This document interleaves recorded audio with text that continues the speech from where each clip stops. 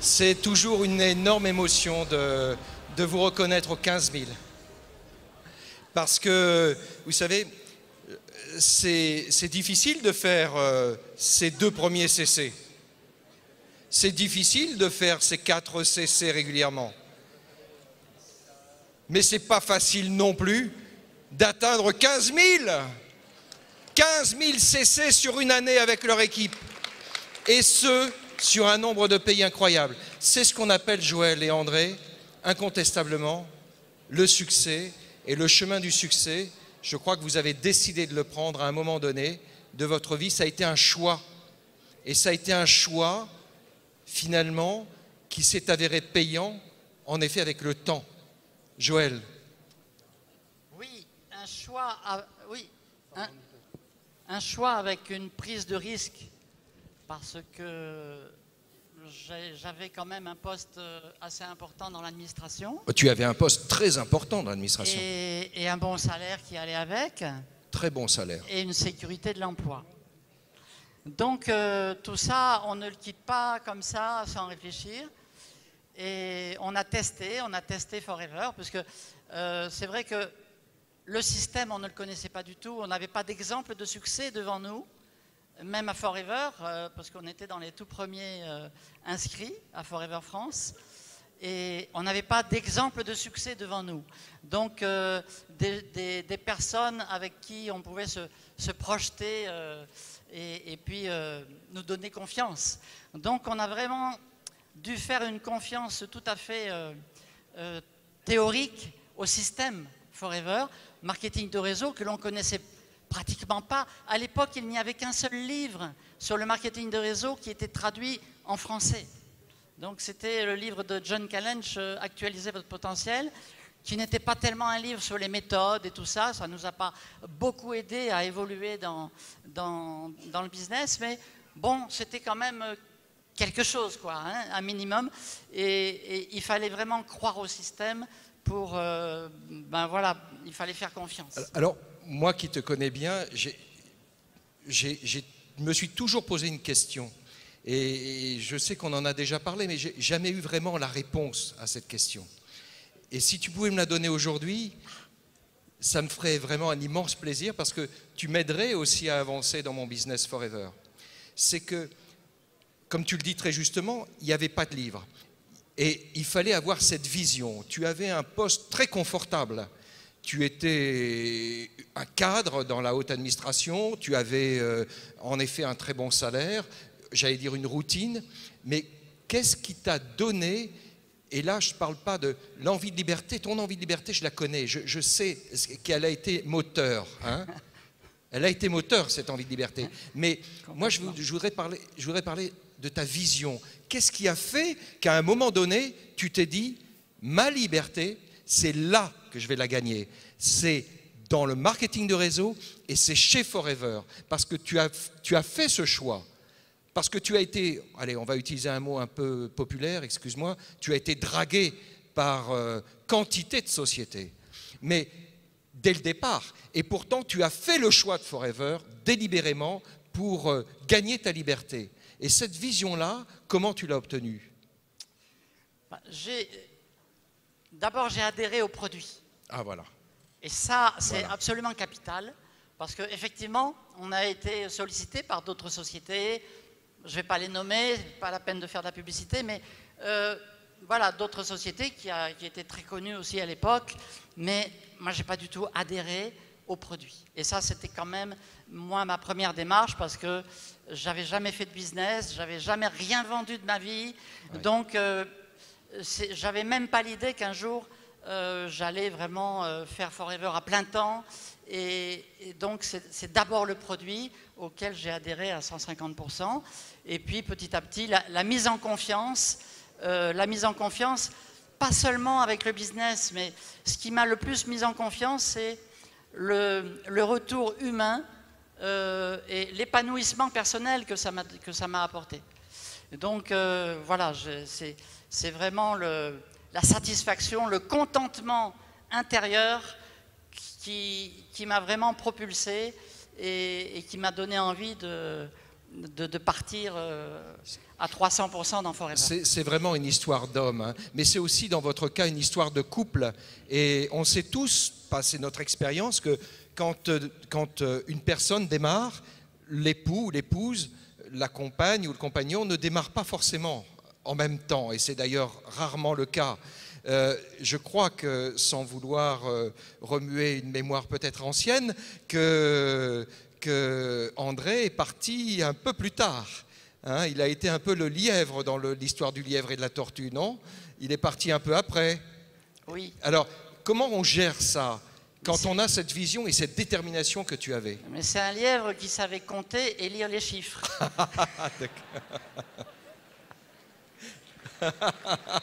Ça aide.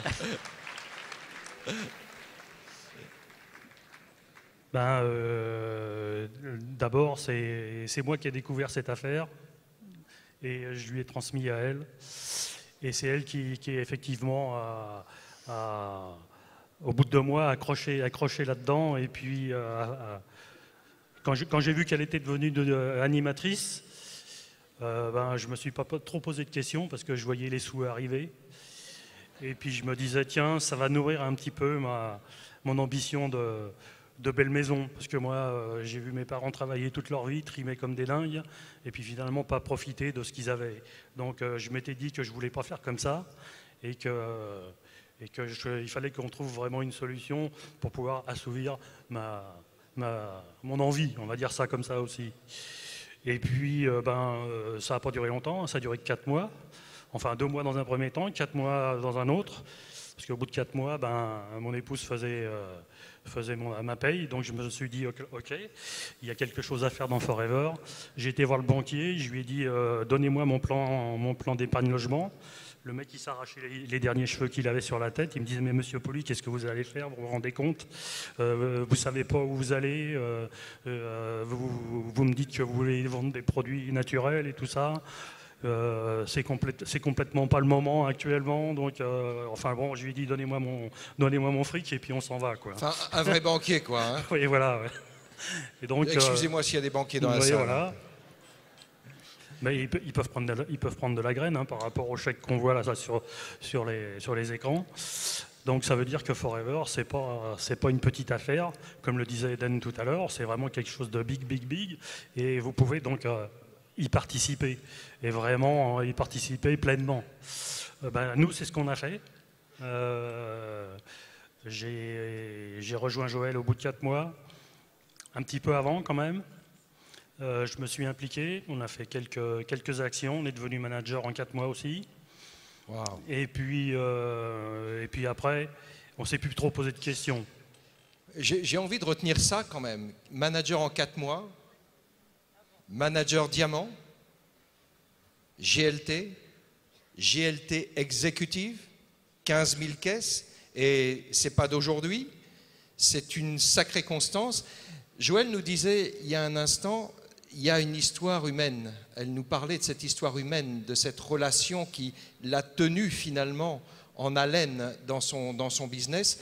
Moi qui ai eu la chance de vous voir très près des dirigeants, même du fondateur de Forever, Rex, j'ai vu dans la relation que vous aviez, la manière dont vous vous parlez, la manière dont vous faites cette accolade, là, vous savez, cette accolade américaine, c'est incroyable. On sent, j'ai presque un frisson quand je vous vois. Vous retrouvez presque un parent, là, non? De toute façon, Rex et sa famille, hein, pour les nommer, ils feront partie toujours des personnes qui nous ont mis le pied à l'étrier, enfin qui nous ont montré la voie surtout. C'est vraiment des gens extraordinaires. Et puis, j'ai pas honte de le dire, mais Rex, c'est mon deuxième papa, quoi. Wow. De cœur. Wow. C'est vraiment quelqu'un pour qui on a vraiment beaucoup de considération. Et je voudrais vous dire que sans Rex, sans sa famille et sans Forever, on ne serait pas Forever. Donc on lui doit beaucoup de choses. Et quand effectivement on se fait le big hut avec Rex, c'est vraiment le cœur qui parle. Parce qu'on est quand même rentré dans sa chambre à coucher, c'est vrai. Ah la oui, salle de vrai. bain. C'est vrai. Non, mais Rex nous a ouvert les portes de sa maison, maison. Où il vit réellement. Et j'ai même une photo de toi dans la voiture de sa femme. Absolument. Elle avait essayé la voiture de Ruth. Donc c'est vraiment quelqu'un qui fait partie de la famille et puis qui a transformé notre vie, quoi. Alors, tu dis souvent une chose, parce que tout à l'heure je parlais de la petite roue qui entraîne la grande roue sur les produits, et ça c'est, je peux le dire maintenant, je t'ai chippé ça et je le répète partout, parce que c'est la plus belle image que je puisse avoir du marketing de réseau, et particulièrement du marketing for réseau forever. Mais juste une dernière chose, parce qu'on pourrait parler une soirée entière, je pense qu'un bon nombre de gens qui pourraient rester nous écouteraient, mais je voudrais juste que tu me parles d'une chose qui te tient à cœur, parce que quand même, Joël a construit avec son époux un business. Dans combien de pays, Joël? 12, 13. 12, 13 pays. On reçoit, 12, 13 pays effectivement, mais on reçoit des bonus recap de 25 pays.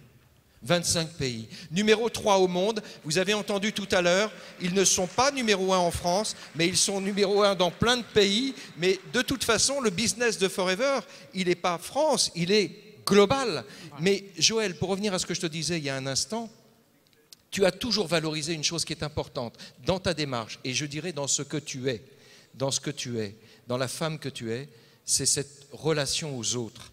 C'est le fait de construire une relation, mais une vraie relation avec les gens à qui tu présentes l'affaire et qui te font confiance. Oui, carrément, ça c'est le marketing relationnel, donc il faut que ce soit bien compris, parce que ça peut prendre du temps de comprendre certaines subtilités dans cette activité. On peut parfaitement maîtriser, avoir une compétence parfaite sur le business, et pour autant l'affaire ne décolle pas très bien, parce qu'il y a des subtilités, il y a des aspects très subtils qui peuvent prendre du temps à bien comprendre. C'est que on est là pour faire passer des messages, et le message peut être absolument parfait, mais il faut que le vecteur, le tuyau dans lequel vous faites passer le message, il faut aussi qu'il soit parfait. Si vous lancez un message parfait, mais que ça ne passe pas dans le tuyau, c'est-à-dire si la relation n'est pas au top, 5 sur 5, mais le message n'arrive pas à l'autre bout. Et la meilleure façon de faire passer les messages, c'est de le faire dans le cadre d'une relation amicale. Un ami qui parle à un ami, il n'y a rien de plus puissant. C'est vrai. Et tant que vous n'avez pas développé cette relation amicale avec quelqu'un, le message, il va passer à 50%, 60%, mais il n'aura pas la puissance. Et tout à fait. Il y a un message qui est absolument magique. Et bon, j'ai eu la chance de le recevoir aussi pour le comprendre. C'est quand quelqu'un vous dit, votre parrain, votre marraine vous dit, ce que j'ai fait, tu peux le faire. S'il n'y a pas une relation amicale, ce message ne va pas porter grand-chose. C'est vrai. Mais quand on est amis et que quelqu'un vous dit, mais tu peux le faire. Vous m'entendez là, tout le monde? Ce que nous avons fait, vous pouvez le faire. Vous avez bien entendu? Vous pouvez le faire. Et ça, c'est très puissant. Moi, je me souviens tu te souviens le premier chairman que nous avons fait en Afrique? Oui. C'était une expérience assez extraordinaire. Et je n'avais jamais vu ça de ma vie. Et je voudrais vraiment la retracer en quelques mots. C'est que c'était en Côte Abuja. Oui, Abuja, mais ma qualification se passait en Côte d'Ivoire. Oui. Parce qu'à l'époque, je travaillais à 70% de mon temps en Afrique. Et donc, c'était une année un petit peu particulière. Il y avait eu pas mal de problèmes politiques en Côte d'Ivoire. Et Greg avait dit, pour compenser un petit peu tous les problèmes du pays. Greg avait dit, bon, le pays s'est qualifié en début d'année, mais on va autoriser les managers à pouvoir se qualifier dans la même année. Exact. Mais il a dit ça au mois de juin. Exact. Tu te souviens? Oui. Et donc, moi, j'ai eu l'information encore un petit peu décalée. Et on avait quand même prévu un peu de vacances avec André. Et donc, j'ai une de mes filleules chéries qui m'appelle et qui me dit, mais voilà la nouvelle, on va pouvoir faire le profit share à l'époque.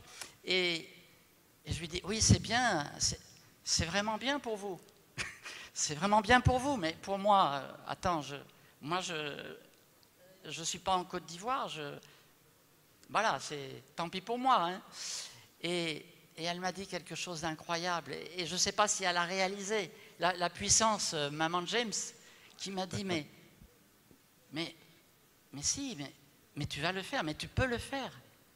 C'est ma filleule qui m'a convaincu de faire mon premier chairman bonus. Exact. Et elle m'a dit, mais il y avait une telle relation amicale entre nous, qu'il y a toujours d'ailleurs, mais c'est trop puissant. Quelqu'un avec toute l'amitié profonde qui vous dit, mais tu peux le faire.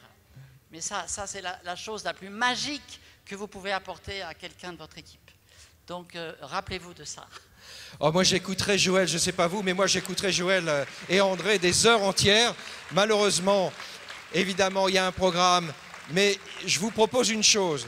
Qu'est-ce que vous pensez de l'idée? Ce sera en juin. Je ne vous ai pas dit que le prochain événement se passera en juin, début juin, le 6 juin, et qu'il se passera... Allez, on le lâche, tant pis. Hein. Ça se passera à Cannes, au Palais des Festivals. À Cannes, juste après le festival. Et moi, je rêverais, si vous êtes d'accord, d'avoir sur scène Joël et André, Anne-Marie et José, et Jean-Marie et Georgette Durel, pour qu'ils nous racontent leurs histoires de succès. Ça vous dirait, ça? On organise ça, on essaye de les convaincre pour les avoir sur scène. On se prévoit un temps pour ça. On va passer un moment extraordinaire. Merci infiniment. On ne peut pas quitter cette scène avant de féliciter toutes nos lignées qui sont ici présentes, hein, et qui se sont qualifiées à des divers niveaux. Bravo à vous, continuez. Nous sommes très certainement des exemples. Suivez, faites autrement peut-être, mais allez-y, foncez. Nous avons beaucoup de gratitude avec tous nos managers qui font un travail incroyable. Et dans des conditions, je vous assure, pas toujours faciles. Je veux parler du Maghreb, je veux parler du confin de l'Afrique, parce que nous avons des managers au Gabon, au Cameroun, dans d'autres pays d'Afrique, et je sais que ce n'est pas facile. Il y a des problèmes logistiques, il y a des problèmes de toutes sortes.